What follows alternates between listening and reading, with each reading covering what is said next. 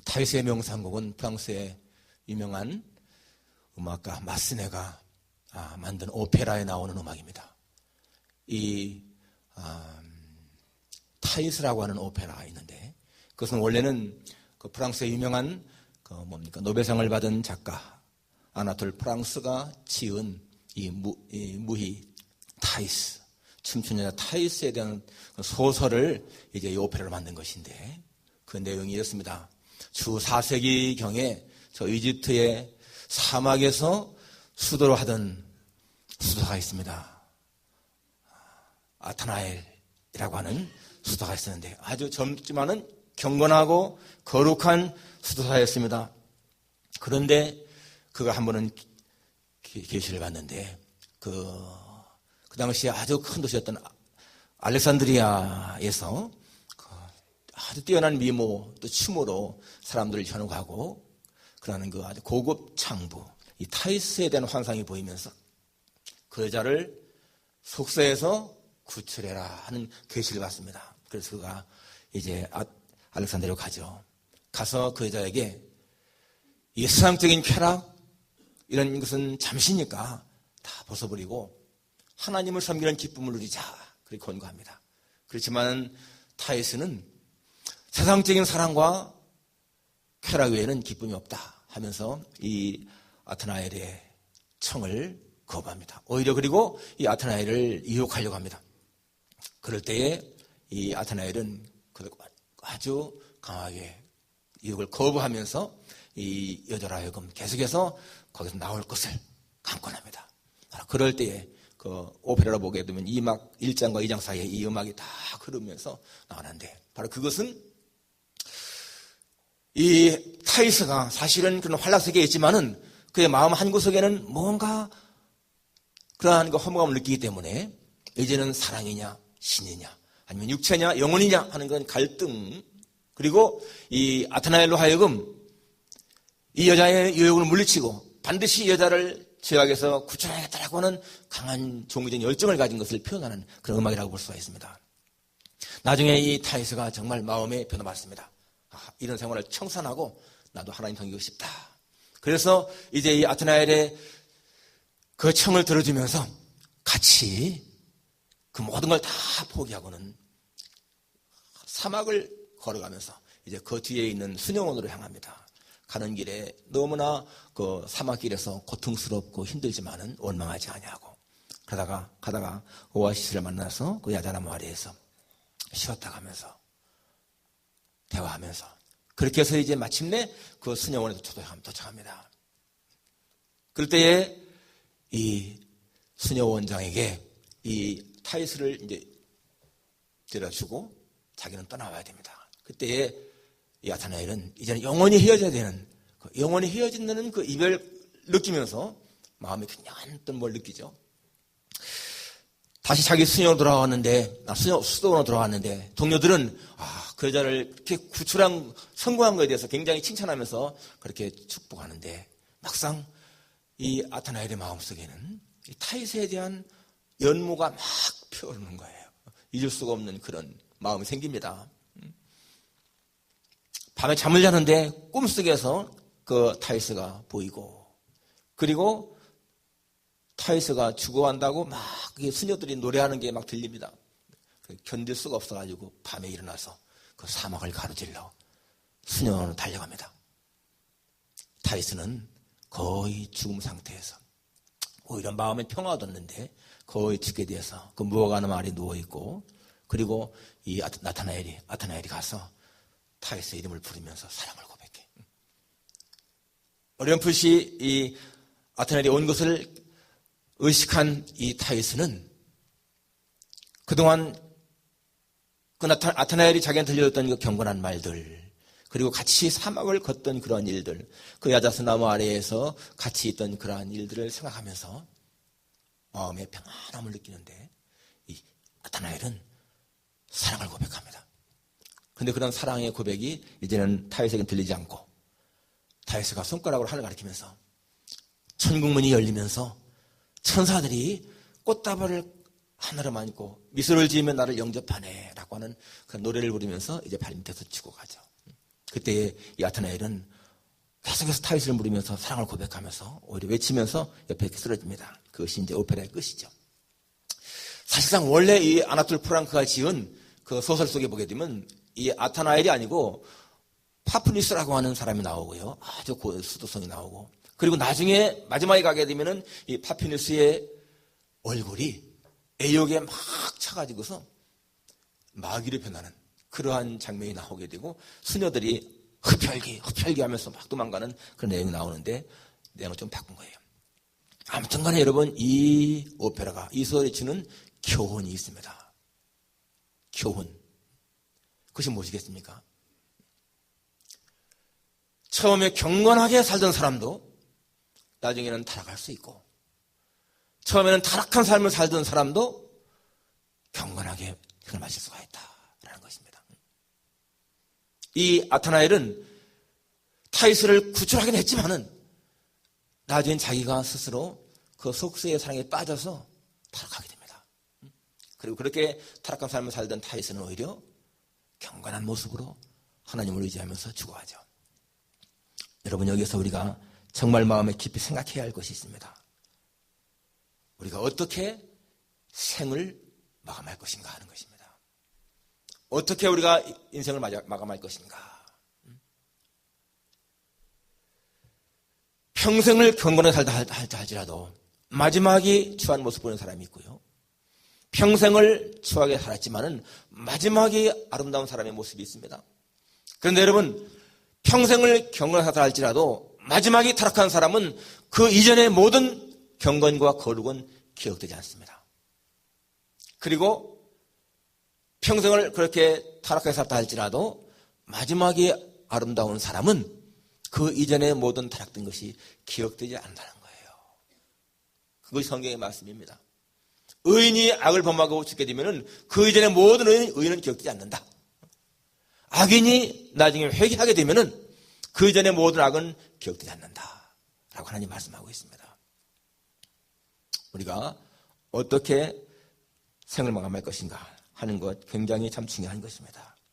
오늘 이 타이스, 아타나엘 그들의 삶을 보게 되면은 거룩한 사람, 경건한 사람이라고 해서 끝까지 경건하지 않냐고, 타락한 삶을 사는 사람이라고 해서 끝까지 살아가지 않다.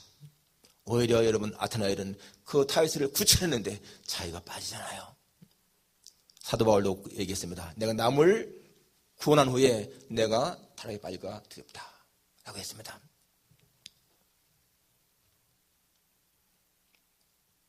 우리가 십자가 옆에 강도를 보게 되면은 정말 그 사람의 일생은 강도로 살았는데 마지막 십자가에 죽으면서 예수님을 향해서 예수여 당신의 나라 임하실 때에 나를 기억하소서, 그렇게 하게 되잖아요. 예수님 말씀에 내가 진실로 내게 말하노니 오늘 네가 나와 함께 낙원에 있으리라. 그러니까 사람은 마지막이 참 중요하다는 거예요. 여러분, 우리가 어떻게 정말 그렇게 살아야 할 것인가? 열심히 노력하고 우리가 열심히 신앙생활하고 성경도 많이 보고 기도 많이 하고 많이 봉사하고 중요합니다. 그렇지만 여러분, 그것이요 얼마나 할 수 있겠어요? 사도 바울이 어떻게 고백했습니까? 나이 나된 것은 하나님의 은혜로 된 것이라 라고 했습니다. 나이 나된 것은 하나님의 은혜다. 여러분, 이것이요 우리 크리스찬들이 붙잡아야 할 중요한 말씀입니다. 우리가 노력을 해야 됩니다. 여러분, 사도 바울도 얼마나 많이 노력했습니까? 죽을 만큼 노력했습니다. 사도 바울도 매도 많이 맞고 오해도 많이 갇히고 굶기도 하고, 그렇지만은 그가 골로새서 1장 29절에서 고백한 것이 무엇입니까? 나도 내 속에서 능력으로 역사하시는 이의 역사를 따라 힘을 다하여 수고하노라. 내가 힘을 다해 수고하지만은 내 힘이 아니고 내 속에서 능력으로 역사하시는 이의 역사를 따라서 힘을 다해 수고한다 라고 했습니다. 그게 무슨 말입니까? 나를 돕는 분 안에서, 돕는 이 안에서 내가 힘을 다해 수고한다. 중요한 말씀이죠. 오늘 본문에 보게 되면은 16절에 내가 아버지께 구하겠으니 그가 또 다른 보혜사를 너에게 주사 영원토록 너희와 함께 있게 하리니 라고 했습니다. 여기 예수님이 이제 가시면은 또 다른 보혜사를 보내주시겠다라고 했습니다. 그분은 너희와 영원히 함께 있겠다. 여러분, 이 말은요 진짜 우리가 그 말씀을 붙잡게 되면은 우리의 생이 변할 수 있는 놀라운 말입니다. 여러분, 우리가 하나님 앞에 열심히 선하게 삶으로 말미암아서 그분과의 아름다운 교제가 이루어진 것이 아니고, 그것이 여러분 조건이 아닌 것이고, 우리가 하나님과의 교제, 그분을 의지하게 되면은 그렇게 선한 행동과 삶을 살 수가 있는 것입니다. 우리가 선한 삶은요, 결론인 거예요. 결과. 하나님을 우리가 얼마만큼 의지하느냐, 그분과 얼마나 함께하느냐, 그에 따른 결과인 것이지, 내가 그렇게 해야만이 그분과 교제한다, 그것이 아니라는 거예요. 오늘 주시는 귀한 말씀, 또 다른 보혜사, 영원히 함께 하시는 보혜사, 이분이 누구신가? 여러분, 첫째로 이 보혜사가 누구십니까? 보혜사는 성령 하나님이십니다. 성령 하나님. 성부 하나님, 성자 하나님, 성령 하나님이신데, 이 보혜사는 성령 하나님을 지칭하는 것인데, 여러분, 오늘 이 본문 16절에 보게 되면 삼위일체 하나님이 그대로 나옵니다. 보십시오. 내가 아버지께 구하겠으니 그가 또 다른 보혜사를 너희에게 주시리니 주사. 여기 내가 누굽니까? 예수님이죠. 아버지께 구하겠으니 아버지 누굽니까? 성자, 성부 하나님이십니다. 그가 또 다른 보혜사를, 그가 하나님, 성부 하나님이 또 다른 보혜사를 너에게 주신다. 성령 하나님이십니다. 성부, 성자, 성령 이 삼위일체 하나님은 능력이나 본질이나 영광이 똑같으신 분이시죠. 똑같은 분이십니다. 우열이 없습니다. 그런데도 한 하나님이시면서 그 속에 삼위가 있다. 이게 삼위일체 결인 거예요. 굉장히 우리가 이해하기 힘들지만은 그러나 성경에 나와 있잖아요. 오늘 본문도 내가 아버지께 구하겠으니 그가 또 다른 보혜사를 너에게 보낼 것이다. 보혜사. 그분이 함께 있겠다고 말씀하고 있습니다. 11절에 보게 되면은 그는 진리의 영이라. 진리의 영이라고 했습니다. 여러분, 진리의 영이다. 진리가 누굽니까? 예수님이잖아요. 내가 곧 길이요 진리요 생명이다. 라고 했습니다. 그러니까 이 성령은, 진리의 영은 예수님의 영인 거예요. 예, 성령은 하나님의 영이시면서 예수님의 영이십니다. 그러니까 이 보혜사라는 말은 원래 파라클레토스라고 하는 말은 파라, 곁에. 클레토스는 칼레오라는 말에서 왔는데 곁에 부르다. 칼레오, 부르다. 이것은 합성어입니다. 곁에 부르신 분, 곁에 부름받으신 분, 즉 우리를 돕기 위해서 곁에 오신 분이라는 얘기예요. 성령이 누구신가? 우리를 돕기 위해서 우리 곁에 오신 분이시다. 성령이라는 거예요. 그런데 여러분, 오늘 본문에 보면 16절에 뭐라고 했습니까? 또 다른 보혜사를 너희에게 주사. 여기 또 다른 보혜사라고 했습니다. 그 말은 무슨 말입니까? 보혜사가 계시다는 거예요. 원래 계시다는 거예요. 그런데 또 다른 보혜사를 보내주시겠다. 원래 보혜사가 누굽니까? 예수님이십니다. 예수님은 하늘 보좌에서 이 땅에 오신, 우리를 돕기 위해서 우리 곁으로 부름받으신 분, 오신 분이라는 거예요. 하나 예수님이 계신데 또 다른 보혜사를 우리에게 보내시겠다. 지금 이 상황이 뭡니까? 예수님이 지금 이제는 지상을 떠나서 하늘로 가시기 전인 거예요. 내가 가게 되면은 너희들만 남는데 내가 이제는 다른 보혜사를 너에게 보내겠다. 이렇게 말씀하지 않습니까? 그러니까 여러분, 그런데 그 16절에 보게 되면 영원토록 너희와 함께 있게 하리니, 그 보혜사는 영원토록 함께 있겠다는 거예요. 17절에 보게 되면 그는 너희와 함께 거하시며 또 너희 속에 계셨습니다. with you, 너희와 함께 in you, 너희 속에 계실 것이다. 예수님은 마태복음 28장에서 볼지어다 내가 세상 끝날까지 너희와 항상 함께 있으리라 라고 했습니다. 똑같은 말씀이잖아요. 예수님이 세상 끝날까지 함께 있다고 하신 것은 바로 성령을 통해서 함께 있는 것입니다. 그렇기 때문에 여러분, 이 예수님이 우리와 영원히 함께 하신다라고 하는, 우리가 이 성경 속에서 정말 붙잡아야 할 중요한 말씀이요, 바로 이것입니다. 예수님은 성령으로 우리와 영원히 함께 하신다. 여러분, 이 말씀이 얼마나 우리에게 위로가 되는 말씀인가. 많은 사람들이, 신자들이 어려움을 당하게 되면 하나님 앞에 투정할 때가 있습니다. 하나님, 내가 그렇게 고난당할 때에, 내가 그렇게 힘들 때에 하나님 어디 계십니까? 왜 나를 떠났습니까? 라고 하는데, 여러분, 하나님은 아담과 이브 이후로 한 번도 당신의 백성들을 떠나지 않았다는 사실입니다. 아담과 하와가 범죄했을 때에도 하나님은 그들과 함께 있다는 것을 알 수가 있어요. 우리가 요셉을 생각할 때, 여러분, 요셉은 형들에게 팔려서 저 애굽에 갔는데 왜 하나님이 팔려갈 때에 그렇게 외면했을까? 요셉은 형들에게 팔려가면서 형들에게 애원까지 했습니다. 그런데도 형들은 아랑곳이 팔아버렸습니다. 보디발 집에서 노예로 살았습니다. 노예로 살 때 왜 하나님은 그를 도와주지 않았을까? 왜 하나님은 그가 감옥에 갔을 적에도 함께하지 않았을까? 여러분 함께하지 않았을까요? 여러분 성경에 보게 되면 이 하나님은 절대로 요셉을 떠나지 않았습니다. 창세기 39장에 보게 되면 1절에 요셉이 이끌려 애굽에 내려가매 바로의 신하 친회장 애굽 사람 보디발이 그를 그리로 데려간 이스마엘 사람의 손에서 요셉을 산이라 여호와께서 요셉과 함께 하심으로 그가 형통한 자가 되어 3절에도 그의 주인이 여호와께서 그와 함께 하심을 보며 애굽의 노예로 팔려갔는데 보디발 집에서 노예로 살 적에 여러분 하나님은 절대 요셉 떠난 것이 아니라는 얘기예요. 함께 했다는 것입니다. 감옥에 있을 때도 보십시오. 감옥에 있을 때도 21절에 39장 21절에 여호와께서 요셉과 함께 하시고 그에게 인자를 도와서 간수장에게 은혜를 받게 하시매 23절에 간수장은 그의 손에 맡긴 것 무엇이든지 살펴보지 아니하였으니 이는 여호와께서 요셉과 함께 하심이라 여호와께서 그를 범사에 형통하게 하셨더라. 여러분 감옥에 있었지만은 하나님은 함께 하셨다는 얘기예요. 팔려갈 때에 어땠을까요? 팔려갈 때에 창세기 45장에 보게 되면은 이 요셉이 형들에게 그렇게 말합니다. 당신들이 나를 이곳에 팔았다고 해서 근심하지 마소서, 한탄하지 마소서.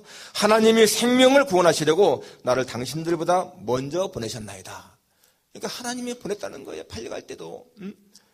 그리고 45장 8절에 보면 그런즉 나를 이리로 보낸 이는 당신들이 아니요 하나님이시라. 하나님이 나를 바로에게 아버지로 삼으시고 그 온 집의 주로 삼으시며 애굽 온 땅의 통치자로 삼으셨나이다. 여러분 팔려갈 때, 노예로 살 때, 감옥에 있을 때 요셉이 얼마나 고통스럽겠습니까? 그런데 그때에도 하나님은 함께했다는 거예요. 왜? 앞으로 이 요셉을 통해서 만민을 구원하려고. 여러분 요셉이 팔려갈 때를 보통 17세로 생각하는데 30세에 총리 되었습니다. 애굽의 총리가. 그러니까 13년 동안을 고생한 거야. 그 고생이 뭡니까? 훈련이죠. 시련이죠. 훈련받은 거야. 그렇지만은 110세에 죽을 때까지 80년 동안을 요셉은 애굽의 총리를 지내면서 그 노후를 잘 지냈습니다. 절대로 여러분 요셉이 고통을 당할 때 힘들 때에 하나님이 떠난 것이 아니라는 사실입니다. 요셉만이 아니죠. 야곱도 마찬가지입니다. 야곱도 자기 형 에서를 속인 것 때문에 저 자기가 집을 피난 갈 때에 창세기 28장에 보게 되면은 여러분 이 야곱이 참 고통 가운데 잠을 자고 있지만은 그때 하나님 뭐라고 하십니까?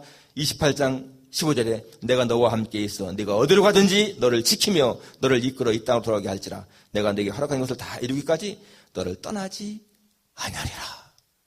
떠나지 않겠다는 거예요. 언제까지든지.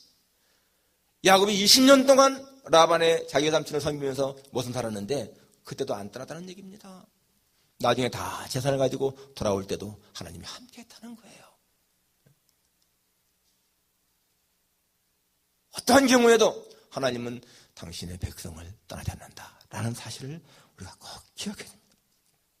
여호수아 1장 9절에서 여호수아에게 말씀하셨습니까? 내가 네게 명한 것이 아니냐? 마음을 강하게 하고 담대하라. 두려워 말며 놀라지 말라. 네가 어디로 가든지 네 하나님 여호와가 너와 함께 하느니라. 하나님은 그렇게 약속하시고 여호수아를 가나안 땅에 들어가서 정복할 때까지 여호수아가 죽을 때까지 함께 했습니다. 여러분 요셉과 함께 하신 하나님, 야곱과 함께 하신 하나님, 이 여호수아와 함께 하신 하나님이 그들만 함께 했을까요? 아닙니다. 여러분과 저와 똑같이 함께 하신 하나님. 여러분의 살아온 삶을 돌이켜 보십시오. 여러분이 정말로 힘들었을 때에, 어려웠을 때에 어떻게 견뎠는가? 저는 제가 살아온 삶을 돌아볼 때에 어떤 때는 외나무 다리를 건너갈 때 같은 때가 있었습니다. 팔을 조금 헛디디면은 그냥 그 밑으로 떨어질 수밖에 없는 그러한 외나무 다리 같은 길. 또 가파른 절벽길도 걸은 적이 있습니다. 그때 발을 조금만 헛디디면은 미끄러져 떨어질 것 같은 그러한 위험한 길. 그리고 모든 걸 포기하고 싶다고 생각했던 그러한 때도 있었고요. 그런데 그럴 때마다 지나놓고 보니까 하나님이 함께한 것을 고백하지 않을 수가 없습니다. 저는 성경에서 하나님이 우리와 함께 한다고 하는 말씀이요, 너무너무 좋습니다. 너무너무.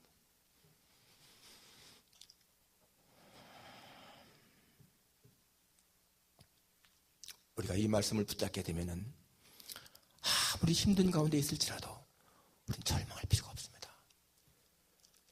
영원히 함께 하시는 하나님, 나와 함께 하시는 하나님, 내 지나온 삶에서 내가 힘들고 어려웠을 때에 나를 붙들면서 용기를 주신 하나님, 그 하나님을 의지하게 되면 여러분들은 정말 소망이 있지 않습니까? 그 보혜사 성령님은 이 땅에서 하는 일들이 많습니다. 여러분, 성령께서 하시는 일이 무엇일까요? 하나님이 하시는 일을 생각되는 모든 것은 다 성령께서 하시는 일입니다. 생명을 공급하는 일, 이 우주의 질서를 통제하는 일, 전체를 움직이는 일, 사시가 변화하게 하시는 일,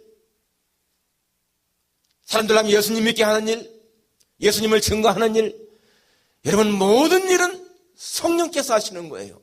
성령께서.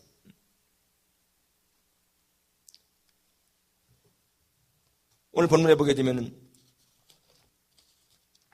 26절에 보혜사 곧 아버지께서 내 이름으로 보내실 성령, 그가 너희에게 모든 것을 가르치시고 내가 너희에게 말한 모든 것을 생각나게 하리라. 여러분, 성령께서 우리가 성경을 읽을 때에, 설교를 들을 때에 그 말씀이 깨달아지게 되고 감동받게 하시는 것이요, 성령의 역사라는 거예요. 그렇기 때문에 여러분, 우리는 하나님 말씀을 정말 많이 묵상하고 암송하는 것이 필요합니다. 왜냐하면은 내가 이렇게 읽고 묵상했던 그 말씀들이 어느 날 어떤 순간에 어떤 상황이 부딪히게 되면은 그 말씀이 딱 깨달아지는 거예요. 이 성경의 로고스라고 한다면은 나에게 준 말씀을 레마라지 않습니까? 레마. 다 같은 성경 말씀인데 어느 날 갑자기 한 구절이 내 마음을 탁 칩니다. 그 말씀이 레마인 거예요. 그 말씀을 딱 붙잡게 되면은 얼마나 은혜가 되고 힘이 됩니까?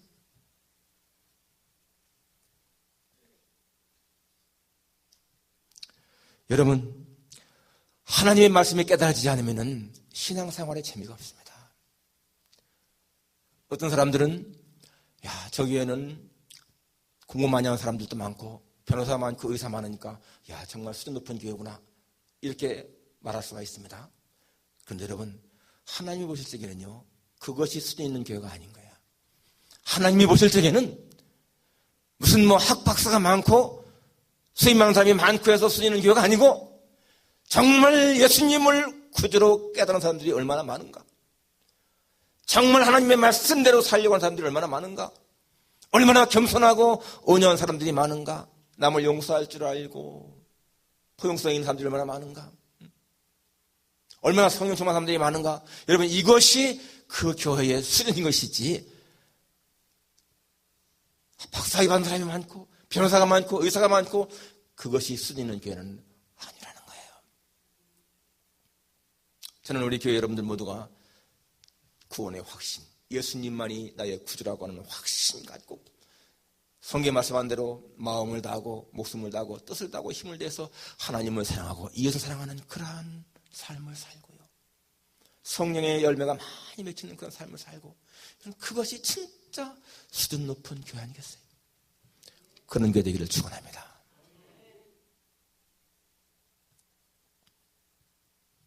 아까 말한 아타나엘과 다윗 생각해 보십시오. 아타나엘은 정말 경건하고 거룩한 자였습니다. 다윗은 창부였습니다. 고급 창녀였습니다. 그렇지만 나중에 보세요. 하나님의 은혜를 깨달은 다윗은 죽어가면서 하늘문이 열립니다. 천사들 나를 영접합니다. 그러면서 죽어가는데 이 아타나엘은 그때까지도 이 세속적인 사랑 때문에 그 애욕에 불타는 모습을, 취한 모습을 보이잖아요. 그 소설 속에서 얼굴이 마귀처럼 일그러지는 그런 모습. 성령님 우리를 도우십니다. 로마서 8장 20절에 보니까 우리가 마땅히, 성령은 우리의 연약함을 도우시라니 우리가 마땅히 빌 바를 알지 못하나 성령께서 말할 수 없는 탄식으로 우리를 친히 간구하시느니라. 성령은 우리의 연약함을 도우신다라고 했습니다. 연약함을 도우시는 분. 우리가 기도를 할 줄 모르는데 기도할 수 있게 하신다는 말씀이에요. 14살 때에 아버지가 죽고 15살 먹었을 적에 실명을 눈이 멀어버린 소년이 있었습니다. 어머니는 충격 때문에 시름시름 앓다가 죽었고요. 누나 한 사람이 영등포 공장 다니면서 동생들을 케어했는데 그 누나마저도 폐병으로 죽었습니다. 아빠 죽고 어머니 죽고 누나 죽고 자기는 실명 맹인이 되었고 여동생 고아원에 갔고 남동생도 고아원에 갔어요. 여러분 얼마나 절망스럽습니까? 자살하려고 했습니다. 몇 번이나. 그런데도 죽지 않았어요. 나중에 목사님 만났는데 목사님이 그러는 거예요. 잃어버린 하나 때문에 슬퍼하지 말고 남아있는 열 가지 때문에 기뻐하라. 하나님 만나고 다시 재기하죠. 그분이 누굽니까? 강영호 박사입니다. 강영호 박사. 나중에 미국에 와서 교육학 박사학위 받고 부시행정부 때 백악관에서 일하지 않았어요. 생각해 보세요. 얼마나 연약한 자입니까? 어릴 때부터 그렇게 가족 다 잃고 맹인된 사람이 어떻게 그렇게 큰일을 할 수 있을까? 하나님은 연약한 자를 도우신다라는 것입니다. 우리가 연약하다고 생각한다면요, 하나님을 신뢰하는 게 필요한 거예요. 하나님, 나는 정말 연약합니다. 연약하면서도 하나님을 신뢰할 줄 모르기 때문에 하나님은 쓰시지 않는 거예요. 자신의 연약함을 정말 시인하면서 하나님 앞에 고백하는 사람을 하나님은 쓰십니다. 그리고 성령은 우리로 하여금 성령의 열매 맺게 않습니까? 성령의 열매. 정말 행복한 사람은요, 이 성령의 열매 맺는 사람인 거예요. 성령의 열매 맺는 사람. 사랑이 있고 희락, 화평, 오래 참음, 자비, 양선, 충성, 온유, 절제. 얼마나 아름다운 모습입니까? 성령께서 우리로 하여금 그렇게 살게 하신다는 것입니다. 여러분, 이제 우리가 정말 어떻게 살아야 할 것인가? 우리는 성령님의 혜택을 누리며 살아야 됩니다. 예수님의 말씀에 내가 다른 보살을 너에게 보내겠다. 그리고는 나중에 오지 않았습니까? 이 요한복음 16장 7절에도 보니까 내가 너에게 실상을 말하노니 내가 떠나가는 것이 너에게 유익이라. 내가 떠나가지 아니하면 보혜사가 너에게로 오시지 아니할 것이요 가면 내가 그를 너에게 보내리니. 그리고 마가다락방에서 오순절 때에 성령께서 임하셨습니다. 그렇다면 여러분, 우리가 어떻게 살아갈 것인가? 그 성령님의 혜택을 누려야 되죠. 우리를 돕기 위해서 곁에 오신 성령님이시니까 우리는 그분을 누려야 한다는 것입니다. 누리기 위해서 어떻게 됩니까? 우리는 전적으로 그분을 신뢰하는 거예요. 신뢰, 순종. 그러면 우리는 성령님의 능력을 누릴 수가 있습니다. 여러분, 아까 말한 것처럼 요셉은 감옥에 있을 때에도, 노예로 살 때에도, 팔려갈 때에도 한마디 원망이나 불평이 없잖아요.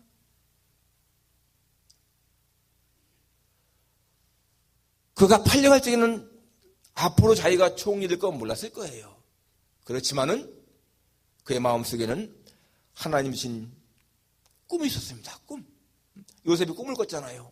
자기 형제들이 자기한테 절하는 꿈을 꿨잖아요. 그 꿈을 붙잡은 거야. 비전을 붙잡은 거예요. 우리가 하나님 말씀을 끝까지 붙잡는 자, 하나님 주시는 약속의 말씀을 붙잡는 일, 그것이 성취되는 것을 체험해야 됩니다. 성령님을 누려야 한다는 것입니다. 약함이 오히려 능력이다 하는 것을 우리가 기억해야 됩니다. 약함이 능력이다. 이게 깨달아지면은 우리는 하나님 앞에 약할 때에도 원망이나 불평이 없어요. 이게 안 깨달아지니까 자꾸 원망이 생기고 불평이 생깁니다. 하나님, 왜 나는 이렇게 살아야 됩니까? 왜 이렇게 힘들게 살아야 됩니까?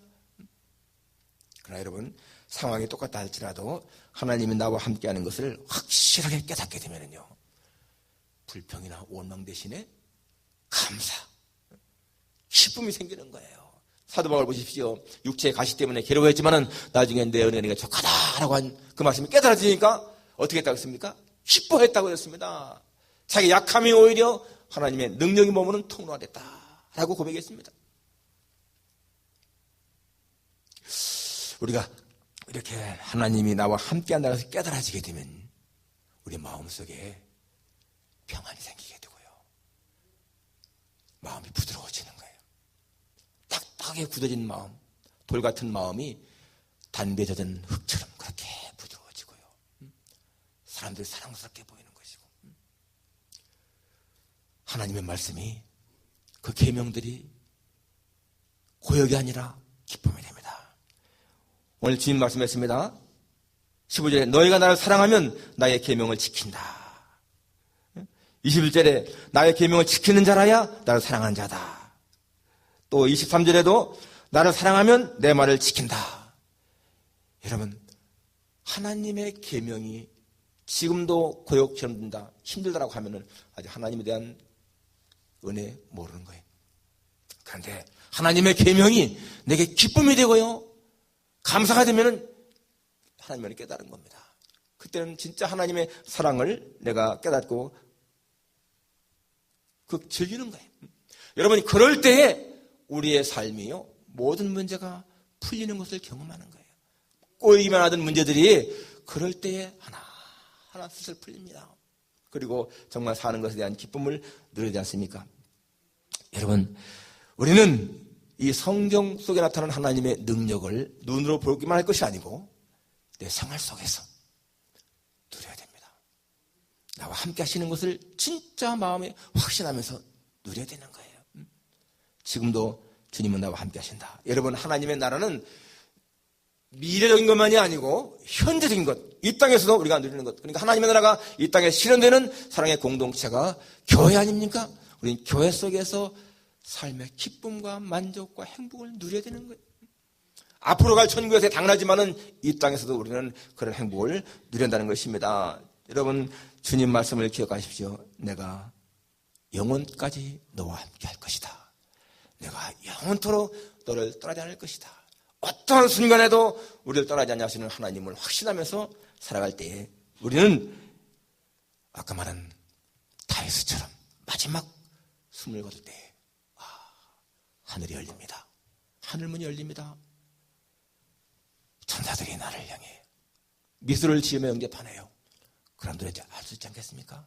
스데반이 돌에 맞아 죽어갈 적에도 하늘이 열리면서 예수님을 본 것처럼 그러한 마지막을 맞이할 수 있지 않겠습니까?